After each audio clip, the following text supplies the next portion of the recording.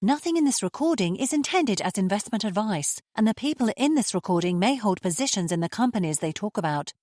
Do not make any investment based solely on a tip or recommendation. Please do your own research. Hello and welcome to Zak's Traders Cafe. Today I'm joined once again by Charles Dickson, who's Executive Chairman of Roadside. How are you today, Charles? Good, Zach. Happy New Year. How are you? Very well. I'm not quite sure whether that many people are doing as well as Roadside is doing at the moment, but you gave us a good insight into how well you're doing with your final results, which were released just before Christmas for the year ended 30th of September. Maybe you can give us a bit of an explanation as to how you've done so well.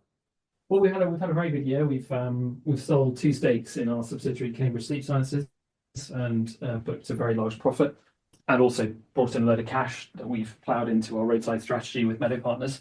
So we've really done a complete transformation of the business in line with the strategy we set out to the shareholders just over 18 months ago. So we've delivered what we said we were going to do, and it's just the start, really. We're very excited about where we're going for the next few years. We've got a very clear plan. We've got great partners, and we are very, very determined to grow this business. You said just before Christmas that you're on target to deploy 250 million by May 2026, which is not too far away now. Could you just explain maybe to people not familiar with Roadside? You have a JV, but what does Roadside get out of it? What does it bring to the party? Why can't the JV partner just do these things on its own? Stuff like that. So we've obviously got a lot of sector knowledge in the roadside space. We've been in the space for a few years now, and we're very well connected with developers and investors in the space, so we know what's going on. We were very lucky to sign a joint venture with Meadow just over 12 months ago.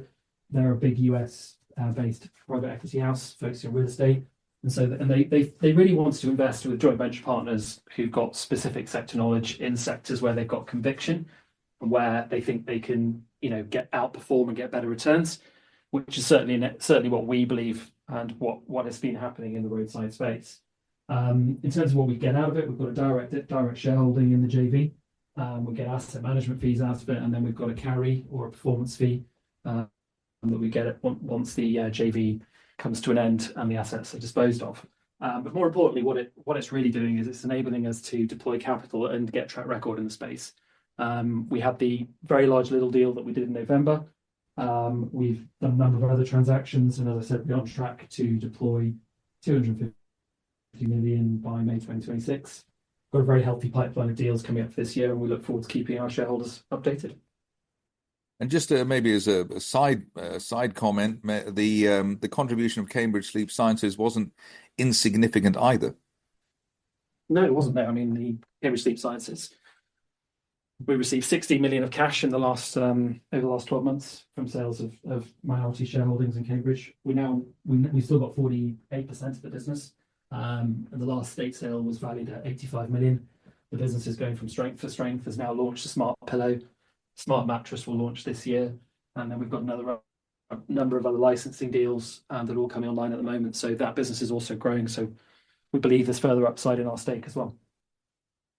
And so going forward, obviously, you can't tell us too much because that's the nature of the stock market, but presumably the blueprint of 2024 will be repeated and maybe expanded on in 2025.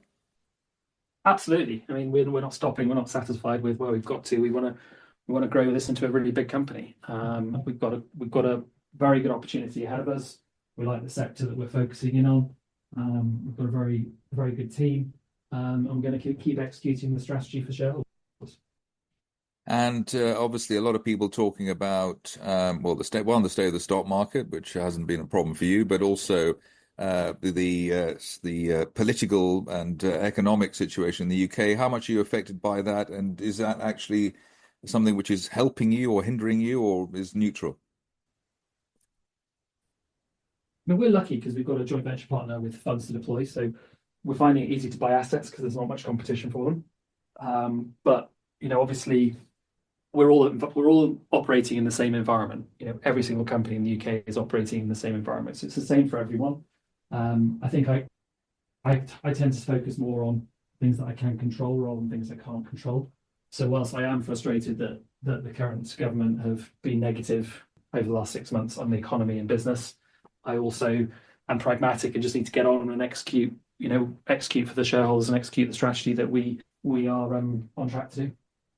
Well, we look forward to that. In the meantime, Charles Dickson, Executive Chairman at Roadside, thank you very much indeed. Thanks, Zach.